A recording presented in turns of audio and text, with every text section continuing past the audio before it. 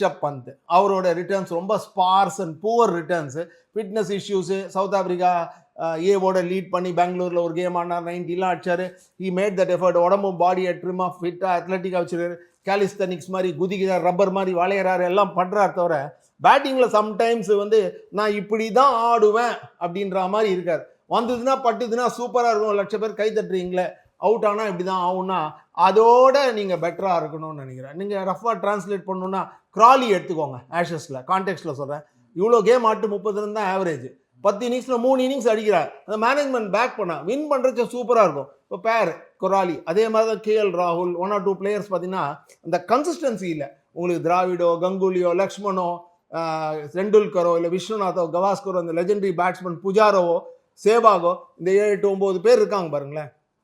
அசருதீன் கூட சேர்த்துக்கலாம். ஃபர்ஸ்ட் 20-30 கேம்ஸ்லேயே இவன் 100 கேம் ஆட போறான்ற மாதிரி இண்டிகேஷன் கொடுத்து அந்த ஆவரேஜோ, குவாலிட்டியோ, அவுட்புட்டோ சேர்ன் பண்ணியிருந்தான். இவெல்லாம் நிறைய ஃபார்மேட் ஆகிறதுனால மைண்டு ஸ்கிராம்பிள் ஆகி மடுலாகி அந்த ஒரு கன்னிங் ஹார்ட் நோஸ்ட் அப்ளிகேஷன் இல்லைங்க.